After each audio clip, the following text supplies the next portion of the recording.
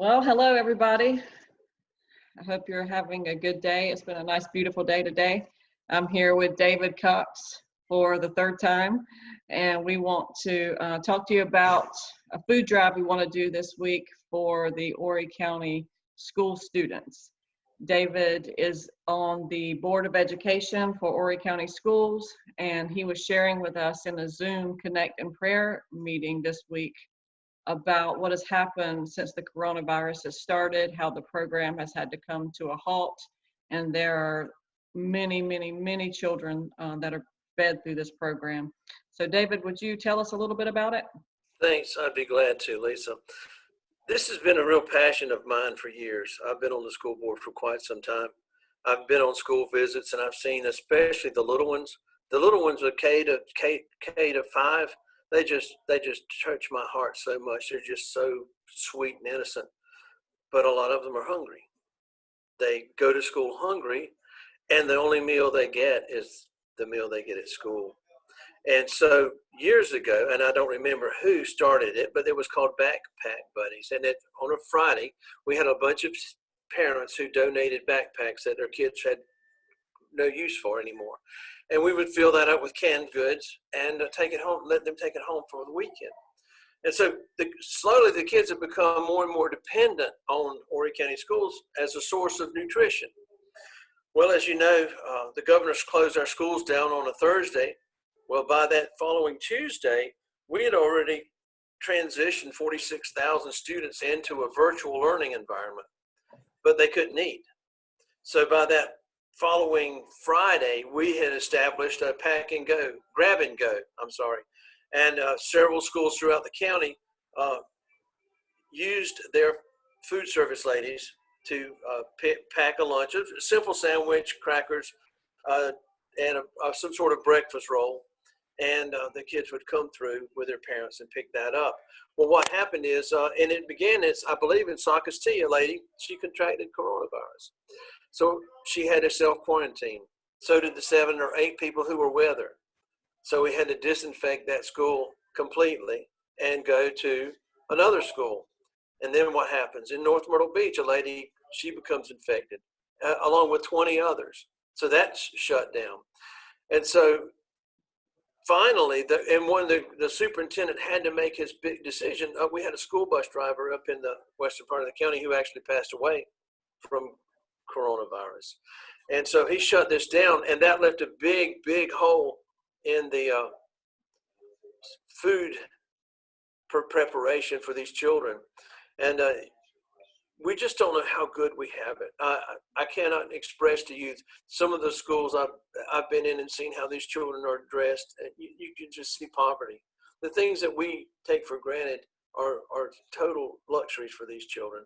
I've been in houses, in trailers, 10 by 60 trailers. You could literally see the ground through the floor. They had chickens coming in and out the back door. I'm not exaggerating. I've been there because I once had a furniture store and I delivered furniture into these places. Or actually I would go and pick it up or can replace it. You know, it just went back and forth, but I've seen these places. It's just so sad. And so I really bared my heart a couple of days ago because this really, I can barely talk about this without getting teared up. These kids need us. They need us desperately. And we're in a position that we can help. And that, Lisa, is where I think you've got some information.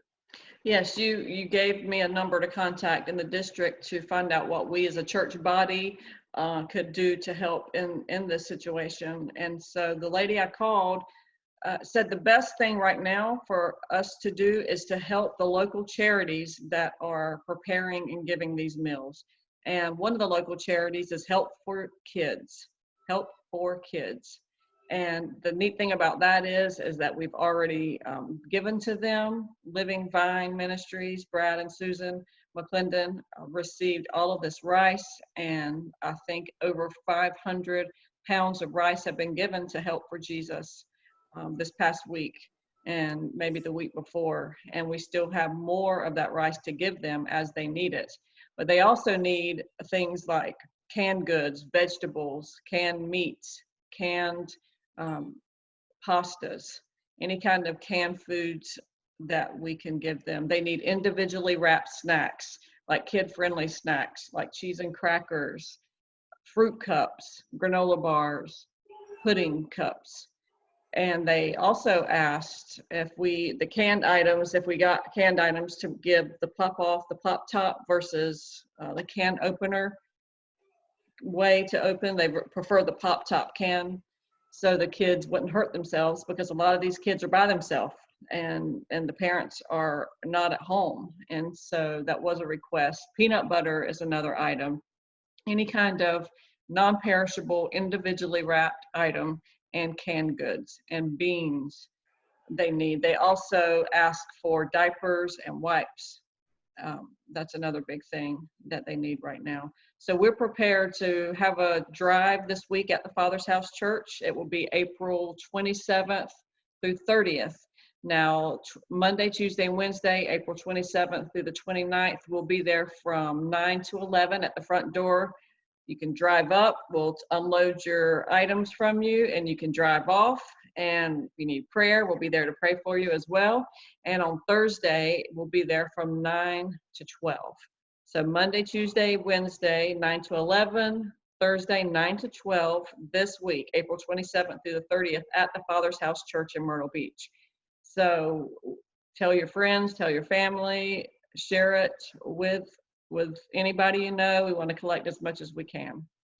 David, is there anything else you wanted to add? Well, I would ask you to keep the school board in prayer. We have so many difficult decisions coming up between now and the 1st of June. We have to try to determine how safely we can graduate these seniors. They've worked 13 years to walk across an aisle or across a stage that they can't walk across now. And so we have parents who are very serious about having that happen, but we don't know how to make it happen safely.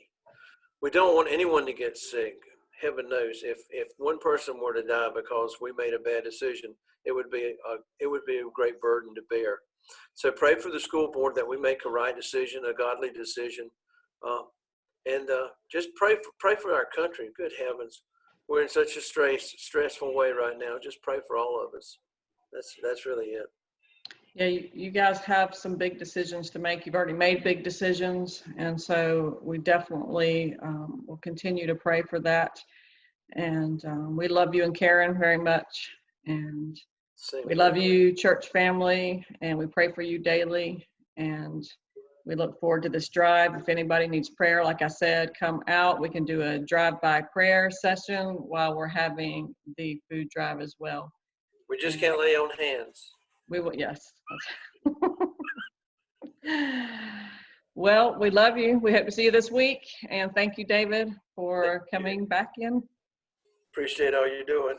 All right. Talk to you soon. Okay. Bye. Bye.